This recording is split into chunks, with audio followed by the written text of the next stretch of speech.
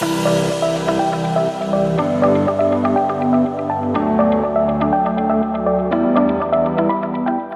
to the Front Seat Life podcast. This is Jessica Butts, your host and CEO and creator of Front Seat Life, where I help you be unapologetically who you are in your life, love, and business.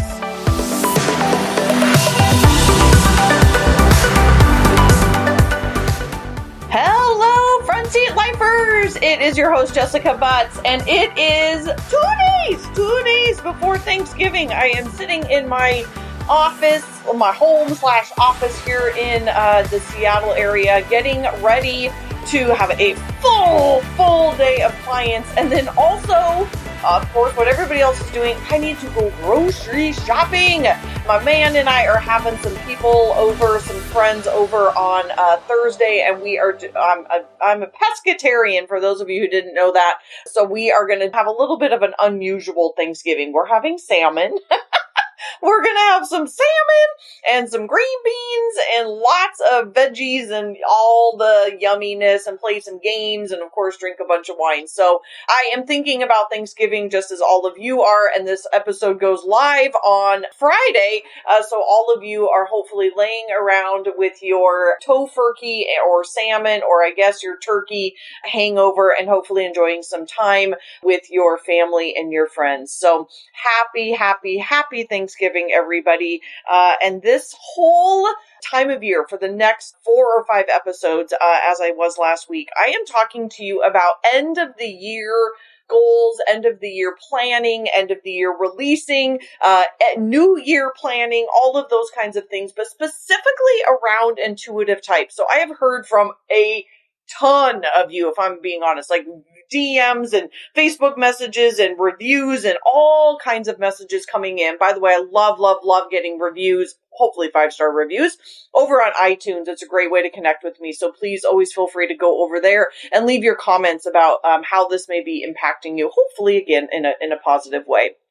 However, getting back to the episode, I want to bring you a bunch of different tools, again, especially for intuitive types. So for anybody who's listening to me or knows me at all, knows that I am a strong intuitive type. My passion are for intuitive types. Not that I don't love you sensors. I do. I have plenty of them in my life. I actually have plenty of you as clients as well. But my jam is really about intuitive types because we truly are the weirdos of the world. We are only 25% of the population, and therefore we are met with all kinds of resistance. We are met with confusion. We are met with pushback, really, from society, scholastic schooling and scholastic testing, 9-to-5 jobs, all the things that I've talked to you about ad nauseum in my books and this podcast and my website, and kind of everything that I do is really to help intuitive types, one, of course, first understand who they are,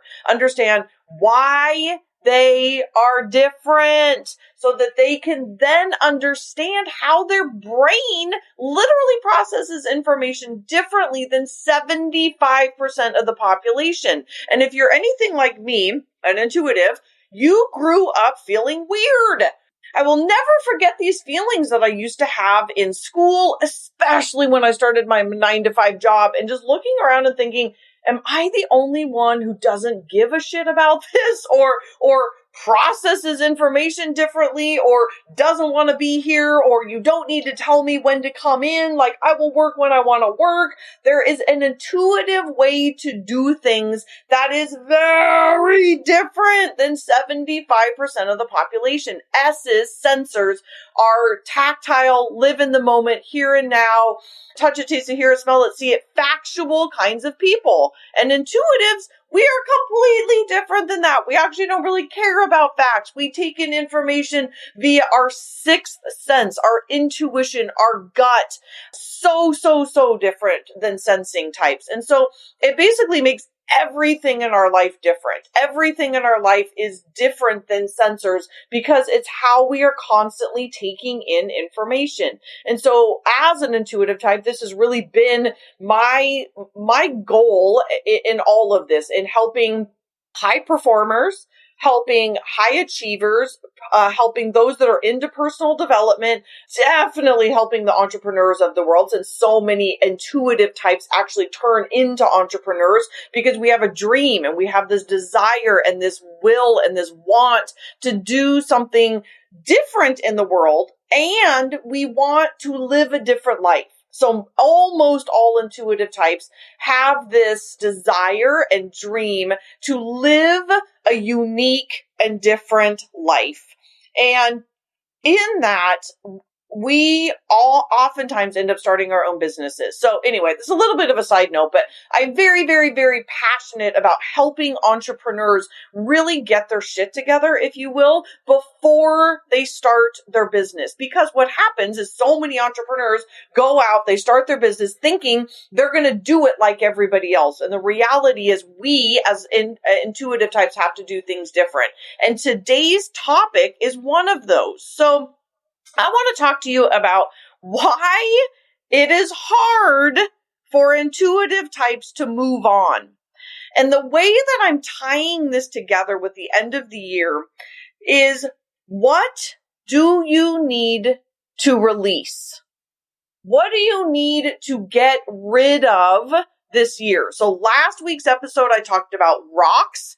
And in that, I asked you specifically about who are your rocks? What are the rocks in your life? And then what do you need to get rid of? So today I'm basically going deeper and piggybacking on that idea, but in a new frame of reference, which is why is it hard for intuitive types to move on and release things? So I'm going to ask you two main questions today. Why is it hard? And then what do you need to release? So let me answer the first question is, why is it hard for intuitive types to move on?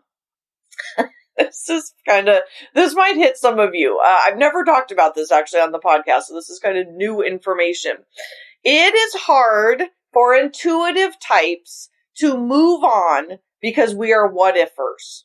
So, I'll just talk about my life in general, just to give you frame of reference and to know, I'm still a hot fucking mess like most of you. So, during my marriage, first of all, it's like leaving a marriage, which is never easy, but there was every freaking sign in the world. To be honest, I was thinking about this the other day. I don't know why. I have no idea. But when we were even dating, there were so many red flags. But as intuitive types, I would say to myself, but what if? What if it was just a fluke? What if it gets better? What if this red flag is just a one-time incident? What if he is the love of my life? What if these are the lessons I'm supposed to be learning? Which is true. I absolutely wholeheartedly can say 100% I would not be doing what I'm doing today without having been in that 20-year relationship and all the lessons I learned, him being the opposite type. It was a gift from God. Straight up 100% a gift from God. Our relationship changed my life, changed his life, changed other people's lives. It's meant to be, it's all fine, everything's fine. Trust me, everything's fine. And one of the lessons I learned is it's so hard for intuitive types to say goodbye to either a relationship or they hold on too long to things because they are what-ifers. We see the potential in what could be. What if he's the one? What if she's the one? What if this relationship is supposed to be? What if what if I'm supposed to stay in this job? What if I'm making a mistake? What if? And I don't really have, this is the worst part, I'm just giving you information. I don't necessarily have I guess I have some feedback on that about what you do with that. But as intuitive types, it is harder. This is just one of those blessings and a curse. I've said that numerous times, and I believe being an intuitive is absolutely a blessing and a curse. It's a blessing because we're see the world different than 75% of the population, which especially as entrepreneurs and business owners makes what we have to share in this world very, very unique, because literally 75% of the population cannot see things or hear things the way that we do, which again, if you're going to go into business is pretty freaking great because that's a lot of people that are your clients. However, it is a curse for a number of reasons as well. And one of the curses is we are over loyal, or the saying says loyal to a fault, oftentimes because of our intuitiveness, because we are, well, what if it gets better? Well, what if I'm making a mistake? What if? We are see potential kinds of people. We are what ifers kinds of people. We listen to our gut. First of all, listening to our gut is always a good thing. So please don't let that be a bad thing. But let's tie this into how a sensor would see it. So,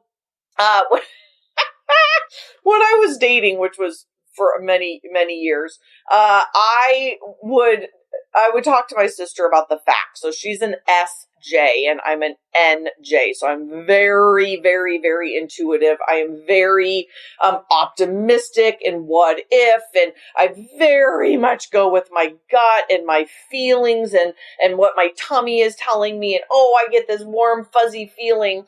And my sister, as the sensor, would just be like, I'm just replaying so many conversations right now, like as I'm doing this. She would basically just say, shut the fuck up. Like, shut up, Jessica.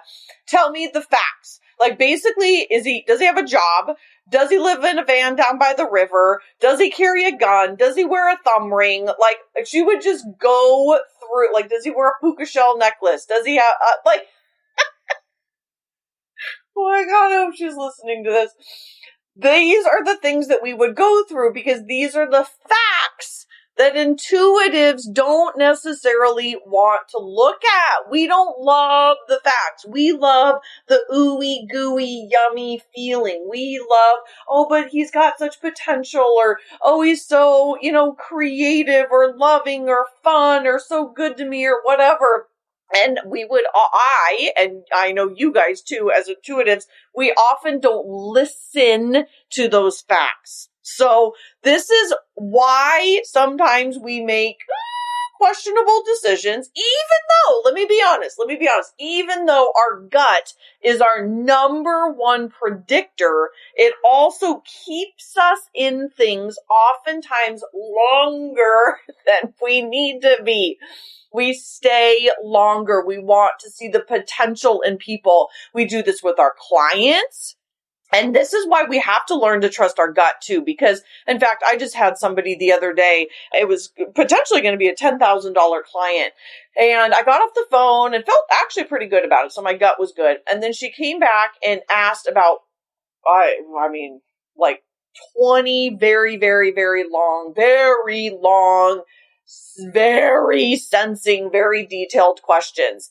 And Stephanie, my assistant, sent me the message and was like, wow, are we sure that she is an ideal client? Because this is very this is definitely not trusting your gut. This is really questioning everything. This is very, again, not kind of your ideal client. Are we sure that this is even somebody we want to take on? And I said, yeah, I did have a good feeling about it. But I said, if she, pushes back after you respond, which again, we spent probably a good hour or more answering those questions and having conversations about this and giving to her. We said, like, if she still pushes back, we get to be done. And she did. She pushed back again. And we just thought, okay, this is probably a good time to walk away. But those are one of those things where oftentimes we have to look at the facts, because sometimes our gut may or may not answer all of the questions for us. And so this is when we have to look at a time for us to be able to ask those people in our lives, to ask the sensors, hey, can you help me with some facts here? Because yes, my intuition is almost always up, but if it's not giving us accurate information or giving us the information we need in that moment, sometimes we need to go check with S's in our life. So for me, when I was dating, that was absolutely my sister. My accountability partner for the last many, many, many years has been a sensor. And we really help bounce things off of each other. Like I'll help her like see the big picture and trust your gut. And she'll help me, look at those kind of detail-y things of like, are you sure? Here are the facts. And so again, I want to go back to, in order to release something, we have to know that it is doing detriment to our lives. It is time to release. I feel like I'm finishing up a bit of a 3-year cycle right now in terms of some relationships in my life. The Front Seat Life community, I have been going live at 8 a.m. on Monday morning for 3 years. Not gonna lie, pretty proud of myself. And it's time to move on. It's time to release some things in my life, as it is for you, to make room for the new. And I wanted to, again, piggyback on last week's episode about why this can be harder sometimes for intuitive types. We go back to asking ourselves, but what if, and what if, and what if, and what if? And my practical advice on that is a couple of things. One is I always sit with something. Always, always, always. In fact, when I don't, I always regret it. When I leap at a decision, in fact, Stephanie and I have a new pact that I have to sit on something for at least 24 hours because sometimes I will jump too quickly and then I will inevitably always, always regret that decision because I didn't let my gut guide me. And so we need to learn how to sit with things for a little bit. The other piece of advice, which 2 episodes ago, actually, or maybe possibly 3 episodes ago, I was talking about this idea around giving away our intuitive power. So what I'm about to say, I don't want to conflict with that. So the sitting with it, the journaling it, the processing it, the praying about it, the asking the universe. My dear friend Jenny Dawn is always so great at that. Even though to her it's almost always a hell yes when I give her some sort of opportunity or fun thing to do, she always says, let me just check in with my spirits. Let me just check in with my gut and my intuition, and I'll get back to you. And that's how we need to be. So giving yourself 24 hours, 48 hours to sit with it, pray about it, to ask your spirit guides, ask the universe, whatever you need to do. And then the second part of that is asking the rocks, the most important people in your life that you trust, that, here's the caveat, that are all so similar to you in your life. So as much as I love the sensors in my life, I don't often ask them for practical business advice because they're not my ideal client and they don't get typically the way that my brain works. However, when I need factual data, sometimes I will check in with them, but I will also check in with my mastermind. I will check in with my best friends, and sometimes I take their opinions and sometimes I don't. And again, that's about when are you giving away your intuitive power. So today's episode, again, I hope at this day after Thanksgiving, as we're getting ready to release some things, we're going into a brand new decade. I really, really, really am passionate about helping you during this time of year understand your intuitive power. Why? Why? You are different than 75% of the population. Again, I'm getting so many messages from you guys that I love about, God, I never knew that this is the way that I need to goal set. And I never understood this is how I need to pick my rocks and why I don't do things the way other people do things. And so next week's episode is going to keep going. I'm just going to keep piggybacking on this, and I'm going to talk about one of absolutely hands down the most powerful things that I do in my life and my business are I pick theme words and why theme words work for intuitive types versus sensing types. Sensors love SMART goals, the Peter Drucker system, and we intuitive love more loosey-goosey kinds of things like theme words. So, okay, I hope today's episode was helpful for you about why it is so hard for intuitive types to let go of things and move on from things, and some practical tools on how to, figure that out and move on, and what you need to release so that you can go into a new year. And you might need to sit down with somebody like my sister who's going to tell me, like, shut the fuck up, listen up, ask me the facts, tell me the facts, so they can possibly help you move on if you are staying too intuitively stuck on something in your life that you desperately need to let go of. All right, everybody. Again, enjoy your day after Thanksgiving. I hope you are having an amazing long weekend, and I will see you next Friday.